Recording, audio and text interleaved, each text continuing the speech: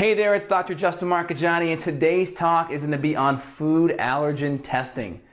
I've had 3 patients this week that came in with food allergen tests done from previous doctors. And one of the big things that I have issues with food allergen testing, it gives you good data, but the problem is if you have a leaky gut, any food that you eat on a consistent basis, whether it's your kale or your eggs for breakfast, you're going to develop food allergens to it. Okay, now the reason why is we have our gut lining essentially, and our gut lining is like this, and it meets together at these little tight junctions here. These little junctions here, that's like taking your fingers together, and where they connect, where they seam together are those tight junctions. Now, if we're constantly eating the same foods all the time, it's possible our immune system can react to it, and these small food particles can easily slip through these tight junctions. So you can see the F stands for food, and they can translocate through the side of the gut into the blood. And this is a problem. If we get undigested food particles in your blood on a consistent basis, the immune system gets revved up. And over time, certain foods, especially grains for instance, dairy, nuts, these foods can severely drive leaky gut even more, especially mainly the grains and the dairy. They can severely drive it. So we really want to make sure we're cutting out foods on a daily basis that are going to be driving inflammation. So should I get food allergy tested?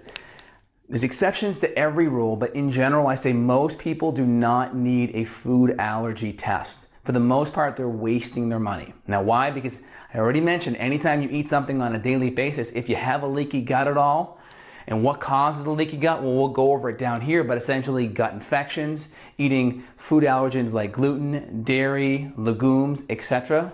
Stress, endotoxin, SIBO, bacterial overgrowth, H. pylori, low stomach acid, low enzymes. All of these things can set up the environment for a leaky gut. And if you're eating foods on a consistent basis with a leaky gut, you're going to eventually develop food allergens to them.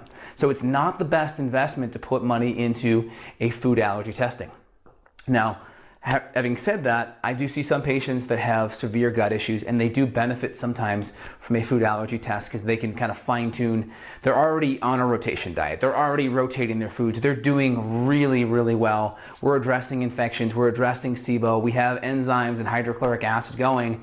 And then maybe we need to figure out, is there anything else? Are there any foods that maybe are in the rotation that are causing a problem? So that's kind of the only exception that typically, for the most part, a good elimination diet fixes that. So a good elimination diet is really just cutting out the big 7 to 12. Grains, nuts, dairy, eggs, nightshades, seeds.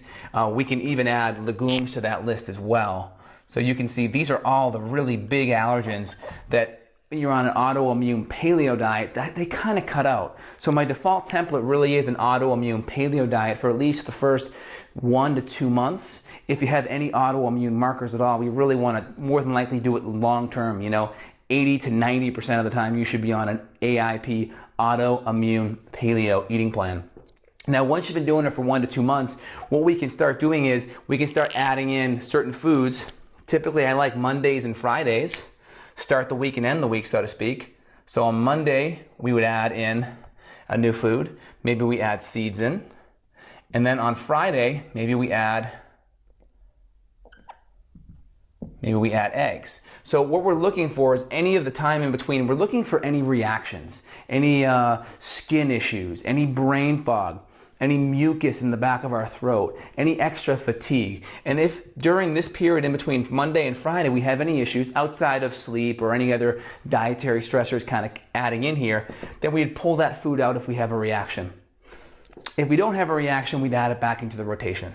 So seeds and nuts and maybe some pasture butter, eggs, maybe some peppers and such. I always typically keep the grains, the dairy outside of grass-fed butter, and the legumes for the most part out of the diet. They tend to be lower in nutrients and more inflammatory. I mean, again, dairy is really good. If you can handle raw dairy, unhomogenized, unpasteurized, people do a lot better because it keeps the enzymes intact and you can break it down better. But if we don't have raw dairy, a lot of times we have issues. But typically ghee and a good quality grass-fed butter tend to be a really good option. And if you can't tolerate butter, more than likely you can tolerate a good quality ghee. So leaky gut and food allergens, I already mentioned, if we have any of the main factors that would drive leaky gut, and we'll review them again briefly, they're going to be SIBO. SIBO is a small intestinal bacterial overgrowth. This is where the bacteria from the colon starts migrating its way back into the small intestine where it shouldn't be. And when it's in the small intestine, it's creating various gases such as methane and hydrogen, which can drive constipation, diarrhea, and even put external toxins in the gut environment. Obviously, parasites. We can have fungus. And then we can even have things like bacteria, like H. pylori. And bacteria is interesting because the outside part of the bacteria is a lipopolysaccharide known as endotoxin, and that can easily drive leaky gut. So should you get food allergy testing? My opinion, most people will really well just on a autoimmune paleo eating plan and following an elimination. So then they eliminate for 30 days or so and they provocate. This is where you add it back in. So this would be the provocation down here. This is where you would provoke it. That's where you add it back in. Just like that. And if we don't have any reactions between Monday and Friday when we add it in, we add a new food back on Friday, etc. And then what's driving leaky gut? We talked about the factors here. If we're having allergens, we need to look downstream at the main factors that could be driving leaky gut. So if you address the food factors, you may have to look deeper at the infection factors. So click below, get access to my newsletters, my thyroid series, and if you're having chronic gut issues still, you may want to reach out and get some specific functional medicine testing done to assess what may be the underlying cause. Again, food allergy testing, you're much better off putting and allocating that money to lab tests to figure out the underlying cause of what's driving the issue. Again, this is Dr. J here signing off. Hope everyone has a great day. Thanks.